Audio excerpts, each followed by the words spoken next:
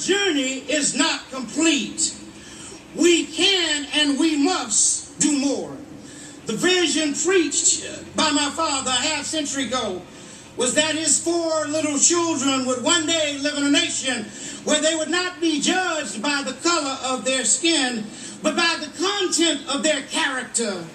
However, sadly, the tears of Trayvon Martin's mother and father remind us that far too frequently the color of one's skin remains a license to profile, to arrest, and to even murder with no regard for the content of one's character.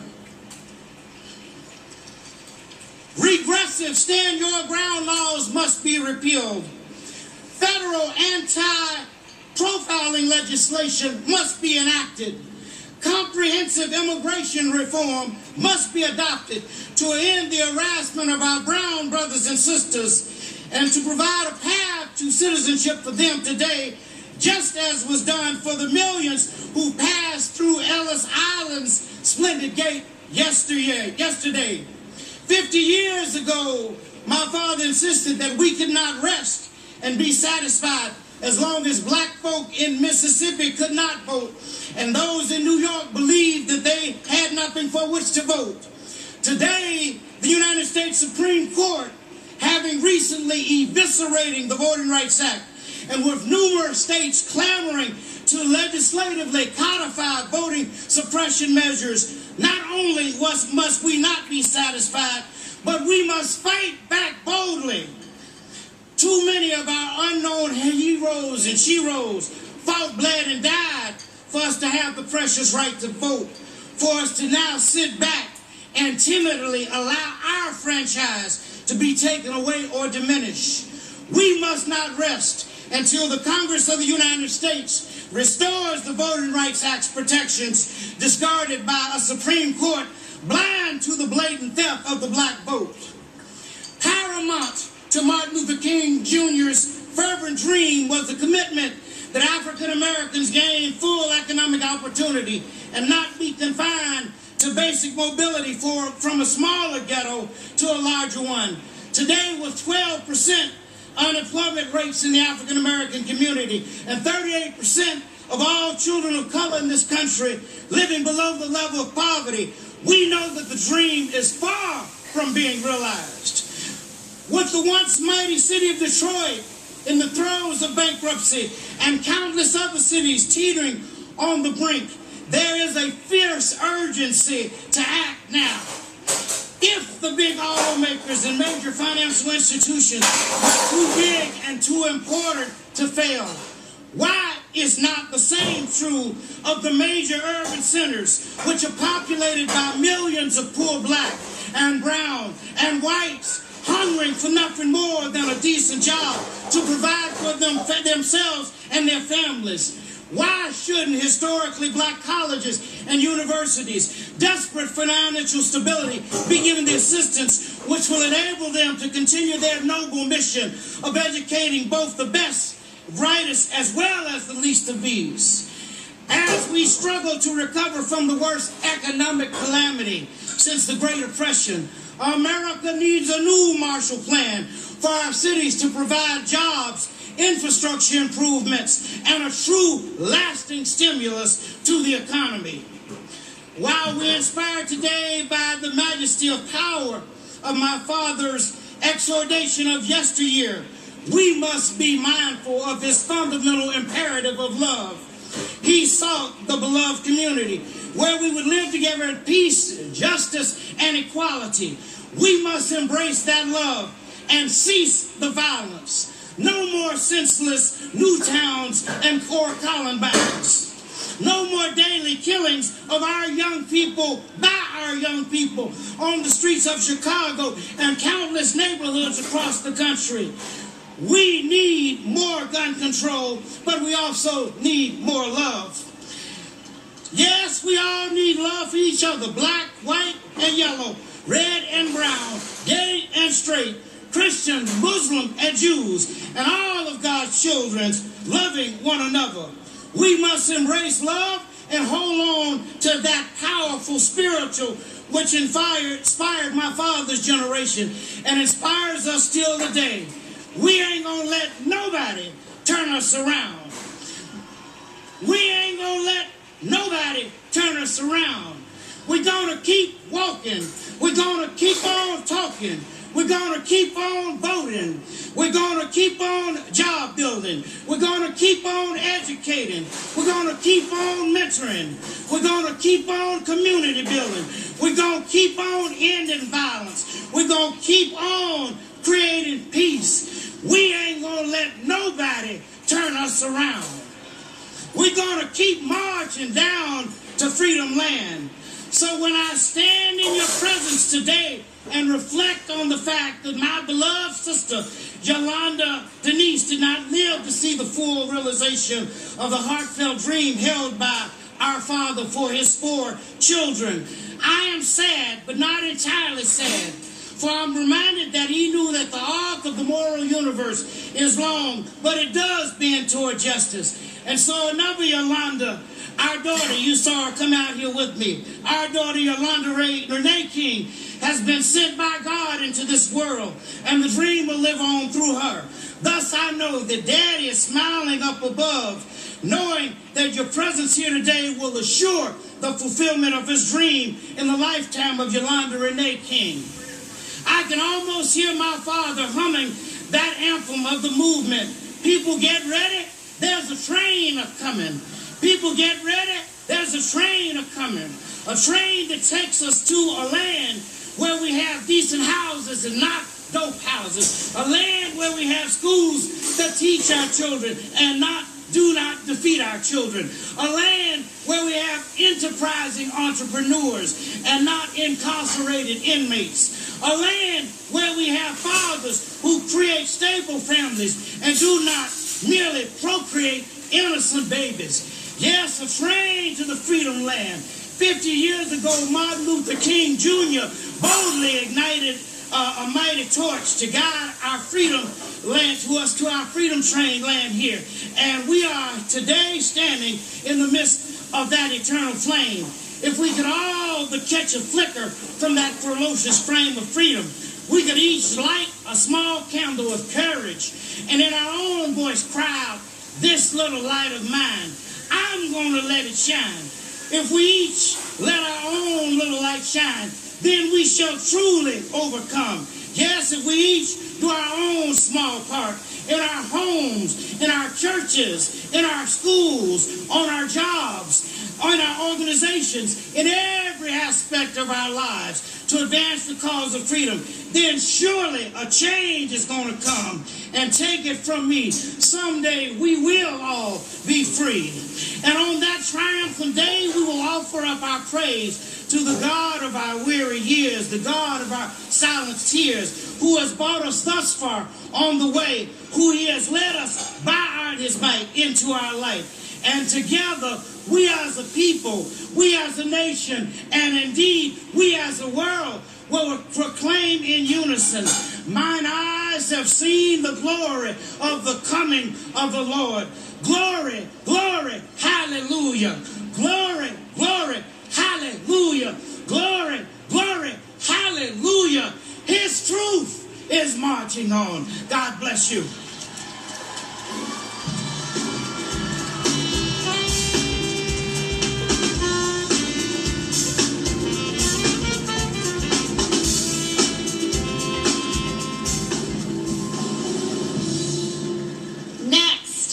Distinguished theologian and international speaker and chairman of the board of the National Action Network, Reverend Dr. Franklin Richardson.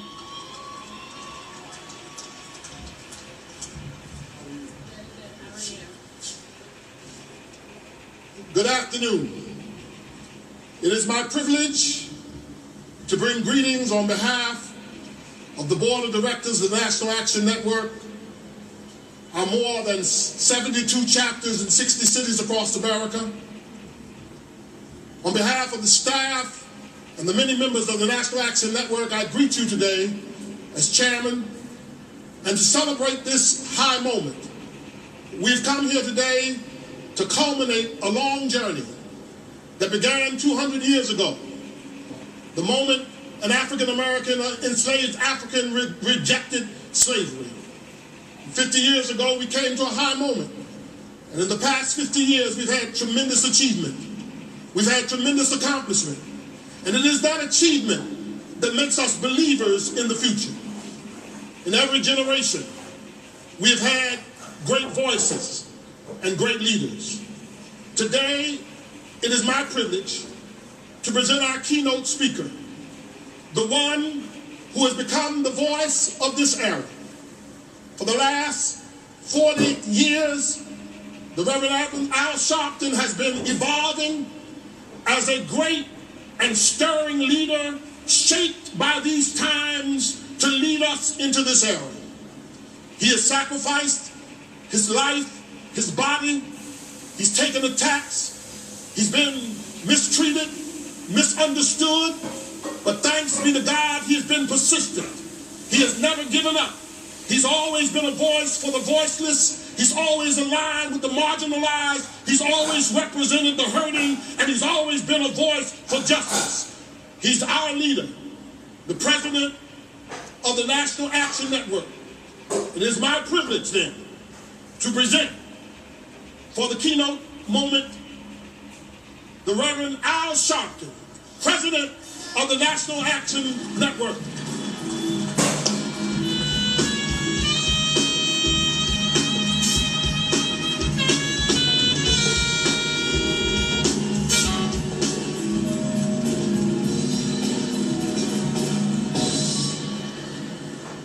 Thank you. 50 years ago,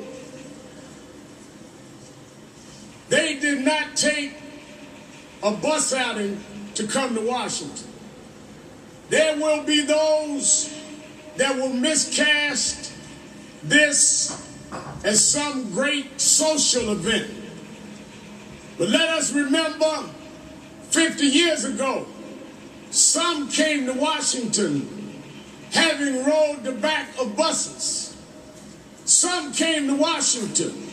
They couldn't stop and buy a cup of coffee till they got across the Mason-Dixon line. Some came to Washington sleeping in their cars because they couldn't rent a motel room. Some came to Washington never having had the privilege to vote. Some came having seen their friends shed blood. But they came to Washington so we could come today in a different time and a different place, and we owe them for what we have today.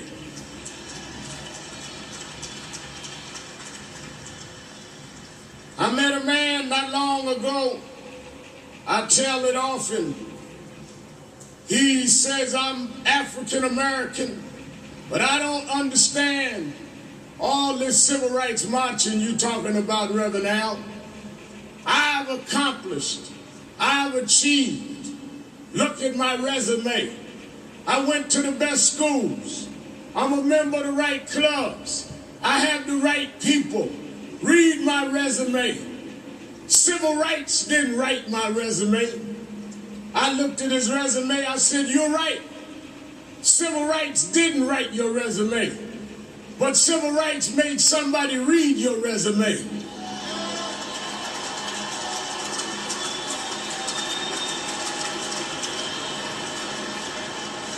Don't act like whatever you achieved because you were that smart. You got there because some unlettered grandmas who never saw an inside of a college campus put their bodies on the line in Alabama and Mississippi and sponsored you up here.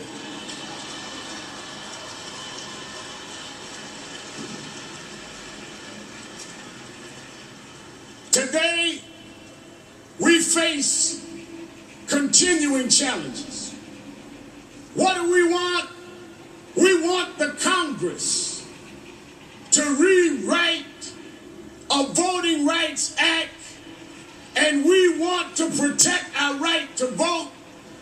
They are changing laws all over this country. The Congress needs to make federal law that will get through this Congress and deal with what the Supreme Court has done.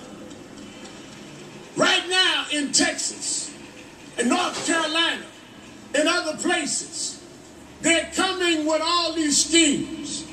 Voter ID. Well, we always had ID. Why do we need new ID now? We had ID when we voted for Johnson.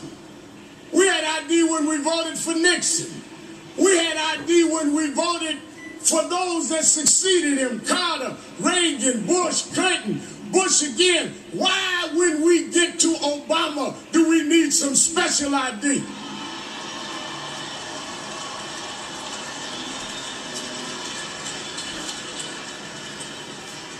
But I tell you what we're going to do. When we leave Washington, we getting ready to march. We're going to go to those states. We're on our way to North Carolina. We're on our way to Texas. We're on our way to Florida. And when they ask us for our voter ID, take out a photo of Medgar Evers. Take out a photo of Goodman, Cheney, and Swerner. Take out a photo of Viola Luisa. They gave their lives so we could vote. Look at this photo. It gives you the idea of who we are.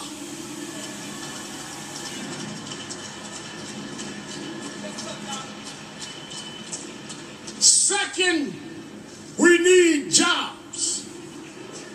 We didn't come here just talk. We want voter legislation. We need jobs.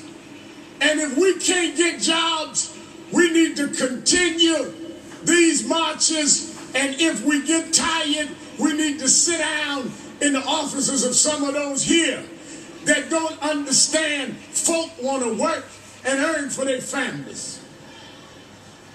50 years ago, Dr. King said that America gave blacks a check that bounced in the Bank of Justice and was returned marked insufficient funds.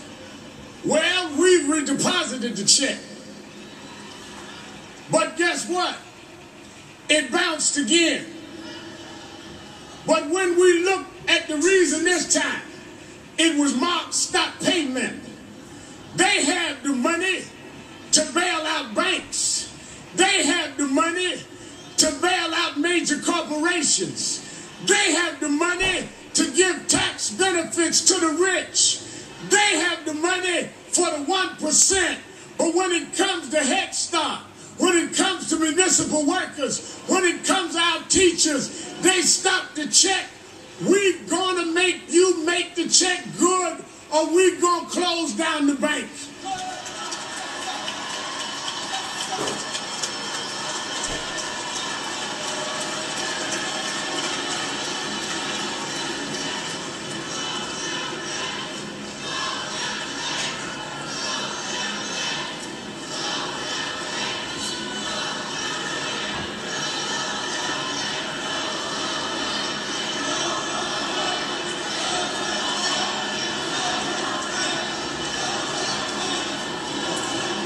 Let me say that 3, we need to deal with building what must be built around gun violence.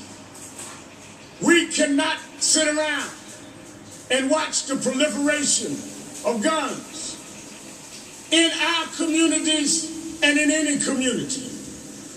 We've got to fight against this recklessness that make us so insensitive that we shoot each other for no reason. Let me say to our young brothers and sisters, many that were on the program, we owe a debt to those that thought enough for you to put their lives on the line. We owe a debt to those that believed in us when we did not believe in ourselves. And we need to conduct ourselves in a way that respects that. Don't you ever think that men like Medgar Evers died to give you the right to be a hoodlum. or to give you the right to be a thug. That is not what they gave their life about. We need to talk about how we address one another, how we respect one another. We need to teach our young folk, I don't care how much money they give you, don't disrespect your women.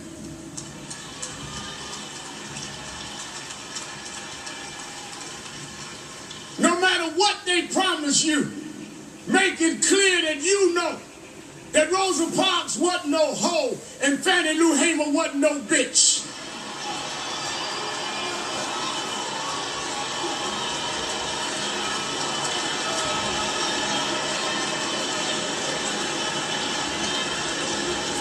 We got some house cleaning to do. And as we clean up our house, we will then be able to clean up America. Let me say, as we fight for voter rights, as we fight for jobs, as we fight for immigration, as we fight for equality, let us not try and limit the coalition. We need all of us together. These bogus arguments about, well, they didn't suffer like us, or they are not as bad as us. The most insane thing for sick people to do is lay up in the hospital debating about who's the sickest. We all need to unite and get well together. We should not be comparing pain. We ought to be strategizing and coalescing for all of us to have equal justice under the law and equal opportunity. You know, I want to raise this, and then we're going to do something I think special, and we march. I keep hearing people talking about Dr. King's dream. When I was younger, I said to my mother, my friends say, why are we dreaming? You need to be awake to fight. Well, my mother said to me, you got to understand what dreams are for. Dreams are for those that won't accept reality as it is. So they dream of what is not there and make it possible. They will romanticize Dr. King's speech, but the genius of his speech was not just the poetry of his words. The genius of his speech is with bloodshed in Birmingham, with Medgar having been killed, with James Farmer, one of his co-leaders, in jail. He didn't stand here and discuss the pain. He didn't stand here and express the anger. He said in the face of those that wanted him dead, that no matter what you do, I can dream above what you do. I see a nation that'll make change if we pay the price. Others saw voting booths we couldn't use. King saw the possibility of an Obama 50 years ago. The world is made of dreamers that change reality because of their dream. And what we must do is we must give our young people dreams again. That's what Lee Saunders and Randy Weingarten was talking about. You take the funds, you take the expertise, and you tell the children they're nothing. And you tell them they're not expected to be nothing. You build jails and close schools, and you break their dreams. And you wonder why they're walking around with their pants down. Because that's what you wear in jail. And if you think that's where you're headed, you might as well get dressed before you get there. We need to give them dreams again. Not to worry about sagging pants, but sagging mentalities. If we told them who they could be and what they could do, they would pull up their pants and go to work. We've got to change how we deal with this.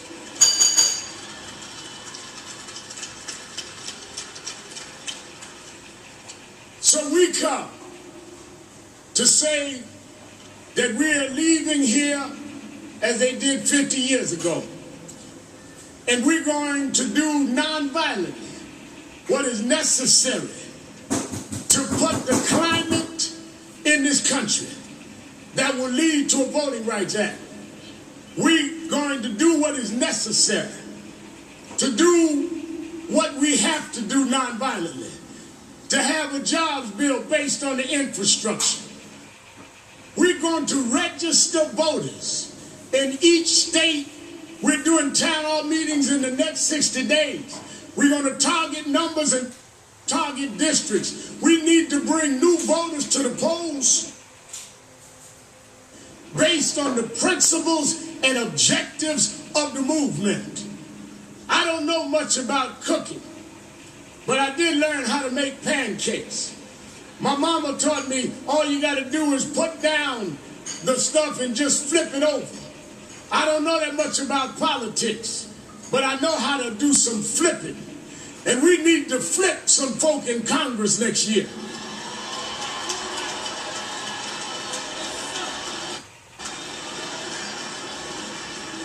So as we march today, we march with a determination to let you know that we don't have amnesia. We did not forget the price that's paid. We fought too hard. Our parents shed too much blood. There was too many nights in jail for you to take our vote from us now. Our vote was soaked in the blood of martyrs, and you can't take it from us like we don't know who we are. We earned the right to vote with protest, and we will regain what we lost in the Supreme Court with a protest that is focused and on its way. There was another dreamer as I close. A dreamer in the Bible called John. John looked up and said, I see a new heaven. I see a new earth. All things are passed away. I come to tell you, I know why they're screeching and hollering and talking crazy, because all America has passed away. All America that only worked for white males have passed away. All America that only worked for English speaking have passed away. All America that tell you who to sleep with but don't put food in the kitchen has passed away. All things have passed away. We see a new America. We see an America of equality, of justice, of fairness. We march because we're going to bring a new America. One nation, under God, indivisible, with liberty and justice. Not for some, not for who you choose, not for who you like, but for all. We believe in a new America. It's time to march for a new America. It's time to organize for a new America. It's time to register and vote for a new America. We're on our way. We're on our way. We're on our way.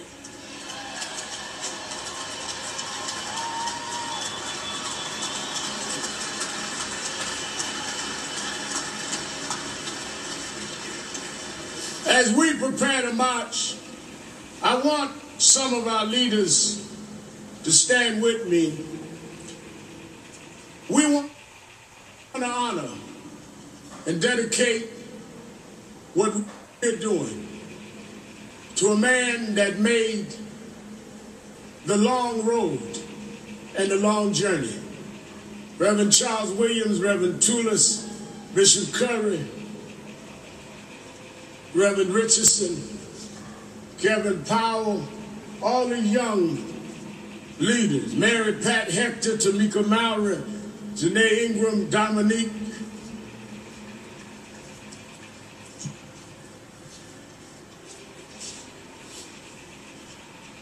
I want us to show respect and regard for a man who is every day in the last decades have fought for us. And we're not ending no program without thanking those that made a way. Bible says, honor thy father and mother. Not for their days, but your days will be long on the land which God giveth thee. Reverend Joseph Lowry stood in the heat of the day.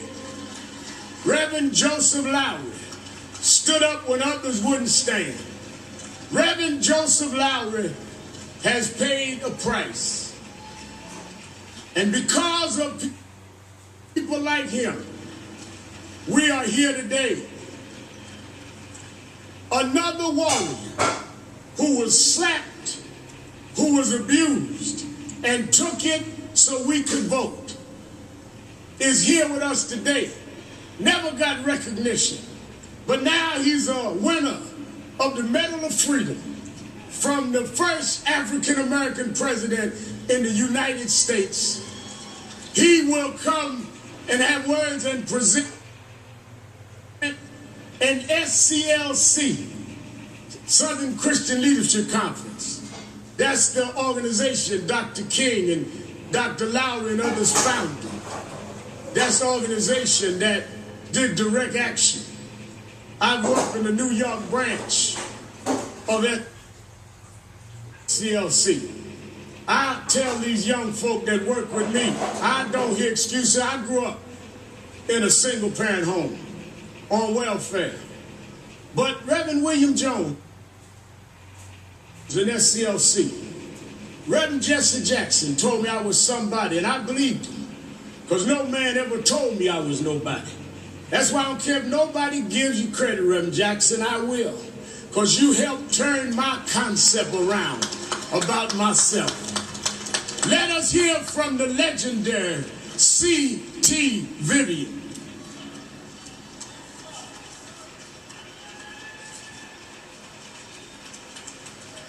Did I forget anything? Thank you, my brother. And then we go down. Okay, we're going down there now? Yeah. Okay. Lamel McMorris. Come on, I don't want to leave out. No.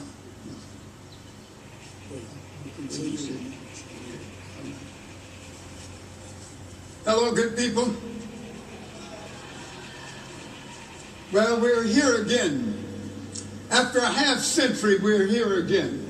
Let's think about what it was that we really came to do.